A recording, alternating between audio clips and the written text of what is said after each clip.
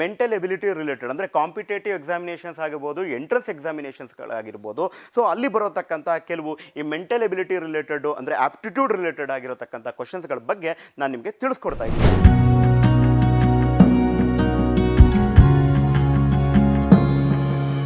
ಸ್ನೇಹಿತರೆ, ಎಲ್ಲರಿಗೂ ನಮಸ್ಕಾರ. ನಾನು ಗೌರೀಶ್ ಆರಾಧ್ಯ ಅಂತ ಹೇಳಿ, ಕೆರಿಯರ್ ಮತ್ತು ಎಜುಕೇಷನ್ ಕನ್ಸಲ್ಟೆಂಟ್. ಇವತ್ತಿನ ನನ್ನ ಒಂದು ಸಂಚಿಕೆಯಲ್ಲಿ ನಿಮಗೆ ಮೆಂಟಲ್ ಎಬಿಲಿಟಿ ರಿಲೇಟೆಡ್ ಅಂದರೆ ಕಾಂಪಿಟೇಟಿವ್ ಎಕ್ಸಾಮಿನೇಷನ್ಸ್ ಆಗಿರ್ಬೋದು, ಎಂಟ್ರೆನ್ಸ್ ಎಕ್ಸಾಮಿನೇಷನ್ಸ್ಗಳಾಗಿರ್ಬೋದು. ಸೊ ಅಲ್ಲಿ ಬರೋತಕ್ಕಂಥ ಕೆಲವು ಈ ಮೆಂಟಲ್ ಎಬಿಲಿಟಿ ರಿಲೇಟೆಡು ಅಂದರೆ ಆಪ್ಟಿಟ್ಯೂಡ್ ರಿಲೇಟೆಡ್ ಆಗಿರತಕ್ಕಂಥ ಕ್ವಶನ್ಸ್ಗಳ ಬಗ್ಗೆ ನಾನು ನಿಮಗೆ ತಿಳಿಸ್ಕೊಡ್ತಾ ಇದ್ದೀನಿ. ಓಕೆ, ಸೊ ಇಲ್ಲಿ ಒಂದು ಕ್ವಶನ್ ಇದೆ. ಓಕೆ, ಇಲ್ಲಿ ಯಾವ ಥರ ಕ್ವಶನ್ ಅಂತ ಹೇಳೋದಾದರೆ ನೋಡಿ, GP ಅಂತ ಒಂದು ಕೊಟ್ಟಿದ್ದಾರೆ, ಅದಕ್ಕೆ 2 ಮತ್ತು 3 ಅಂತ ಮೆನ್ಷನ್ ಮಾಡಿದ್ದಾರೆ. SI = 2 ಮತ್ತು 8. ಓಕೆ, ಹಾಗಾದರೆ if this is the case, okay, Q ಮತ್ತು Eಗೆ ಸೊ ಈಗ ಹೇಗೆ ಇದನ್ನು ನಾನು ಫೈಂಡ್ ಔಟ್ ಮಾಡಬೇಕು, ಇಲ್ಲಿಗೆ ನಾನು ಯಾವ ವ್ಯಾಲ್ಯೂವನ್ನು ತರಬೇಕು ಅನ್ನೋದ್ರ ಬಗ್ಗೆ ನನಗೆ ಗೊತ್ತಿರಬೇಕು. ಸೊ ಇದು ಹೆಂಗೆ ಫೈಂಡ್ ಔಟ್ ಮಾಡ್ತೀವಿ?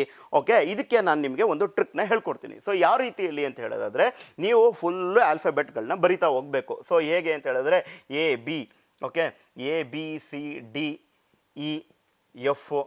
GHIJ, ನೆಕ್ಸ್ಟ್ ನೋಡ್ಕೊಳ್ಳಿ KLMNOPQRSTUVWXYZ. ಓಕೆ, ಇಷ್ಟೆಲ್ಲ ಬರಿಬೇಕಂತಂದ್ರೆ ಹೌದು. ಸೊ ಏನು ಮಾಡಿ ಅಂತ ಹೇಳೋದಾದ್ರೆ, ನೀವು ನಾರ್ಮಲಾಗಿ ಎಕ್ಸಾಮಿನೇಷನ್ ಟೈಮಲ್ಲಿ ಏನು ಮಾಡಿ ಅಂತಂದರೆ, ಒಂದು ಕಡೆ ಬುಕ್ಲೆಟಲ್ಲಿ ನೀವು ಈ ಥರ ಬರ್ಕೊಂಬಿಡಿ. ಅಂದರೆ ಏನಾಗುತ್ತೆ ಅಂತ ಹೇಳಿದ್ರೆ, ಡೆಫಿನೆಟಾಗಿ ನಿಮಗೆ ಈ ಥರ ಒಂದು ಕ್ವಶನ್ ಇದ್ದೇ ಇರುತ್ತೆ. ಸೊ ಹಾಗಾಗಿ ನೀವೇನು ಮಾಡಿ ಅಂತ ಹೇಳಿದ್ರೆ, ಈ ರೀತಿ ಒಂದು ಬರ್ಕೊಂಬಿಡಿ. ಅದು ನಿಮಗೆ ಸಾಲ್ವ್ ಮಾಡೋಕ್ಕೆ ತುಂಬ ಈಸಿ ಆಗುತ್ತೆ. ಈಗ ನೋಡಿ, A ಅಂತಂದರೆ 1, B ಅಂದರೆ 2, C ಅಂದರೆ 3, 4, 5, 6, 7, 8, 9, 10, 11, 12, 13, ಓಕೆನಾ, 14, 15, 16, 17, 18, 19, 20, 21, ನೋಡಿ 22, 23, 24, 25, 26. ಓಕೆ, ಈ ಥರ ನೀವು ಬರ್ಕೊಂಡು ಹೋಗ್ತೀರಿ ಅಂತ ತಿಳ್ಕೊಳ್ಳಿ. ಓಕೆನಾ. ಸೊ ಇಲ್ಲಿ ಏನು ಮಾಡಬೇಕು ಅಂತ ಹೇಳಿದ್ರೆ, ಈಗ ನೀವು G ಮತ್ತು P ಅಂತ ನೀವು ತೊಗೊಂಡ್ರಿ ಅಲ್ವಾ ನೀವು, ಓಕೆನಾ. ಸೊ ಇಲ್ಲಿ ತೊಗೊಂಡಾಗ ನಿಮಗೆ G ಮತ್ತು P ಇದು ಹೆಂಗೆ ಬಂತು, ಇಲ್ಲಿ ನಿಮಗೆ 23 ಹೆಂಗೆ ಬಂತು ಅಂತ ಹೇಳಿದ್ರೆ ನೋಡಿ, ಇಲ್ಲೇನಾಗಿದೆ, ಜಿಗೆ 7 ಅಂತ ತೊಗೊಂಡಿದ್ದೀವಿ. ಓಕೆನಾ, ಜಿಗೆ ನಿಮಗೆ 7 ಅಂತ ಬಂದಿದೆ ಅಲ್ವಾ. P ಎಷ್ಟು ಬಂದಿದೆ ನಿಮಗೆ? 16 ಬಂದಿದೆ. ಓಕೆನಾ. ಸೊ ನೀವೇನು ಮಾಡಿ, ಕ್ಯಾಲ್ಕುಲೇಟರ್ ತೊಗೊಳ್ಳಿ. ನೀವು ಕ್ಯಾಲ್ಕುಲೇಟ್ರಲ್ಲಿ ನಿಮಗೆ 7 ಅಂತ ಬರುತ್ತೆ. 7 + 16 ಎಷ್ಟಾಯಿತು? 23 ಬಂತು. 2 ಮತ್ತು 3 ಬಂತು. ಓಕೆ, ಈ ರೀತಿಯಲ್ಲಿ ಕ್ಯಾಲ್ಕುಲೇಷನ್ ಮಾಡಬೇಕು.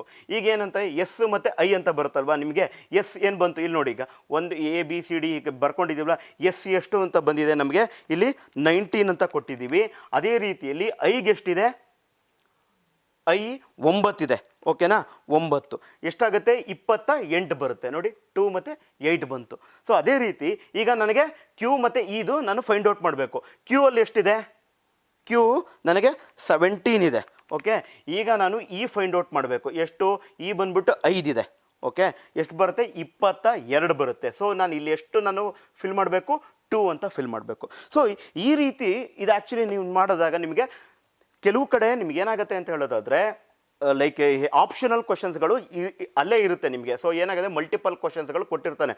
ಬಟ್ ಕೆಲವು ಕಡೆ ಏನಾಗುತ್ತೆ ಅಂತಂದರೆ, you have to fill it. Okay, but ನಿಮಗೆ ಮಲ್ಟಿಪಲ್ ಕ್ವಶನ್ಸ್ ಇದ್ದರೂ ಕೂಡ ನಿಮಗೆ ಇಲ್ಲಿಗೆ ಯಾವುದು ನಿಮಗೆ ಕರೆಕ್ಟ್ ಸೂಟಬಲ್ ಆನ್ಸರ್ ಅಂತ ನೀವು ಹೇಗೆ ಫೈಂಡ್ ಔಟ್ ಮಾಡಬೇಕು ಅಂತ ಹೇಳಿದ್ರೆ, this is how you have to find out. Okay, so ಈ ರೀತಿಯ ಒಂದು ಕಾಂಪಿಟೇಟಿವ್ ಎಕ್ಸಾಮಿನೇಷನ್ಗಳಿಗಾಗಿರ್ಬೋದು ಅಥವಾ ಯಾವುದೇ ಒಂದು ಎಂಟ್ರೆನ್ಸ್ ಎಕ್ಸಾಮಿನೇಷನ್ಗಳಿಗೆ ಸಂಬಂಧಪಟ್ಟತಕ್ಕಂಥ ಒಂದು ಮಾಹಿತಿಗಳನ್ನು ನನ್ನ ಒಂದು ಈ ಒಂದು ಅಂತಂದರೆ ಈ ಒಂದು ವೃತ್ತಿ ಮಾರ್ಗ ಕಾರ್ಯಕ್ರಮದಲ್ಲಿ ನಾನು ನಿಮಗೆ ಪ್ರೊವೈಡ್ ಮಾಡ್ತಾ ಇರ್ತೀನಿ.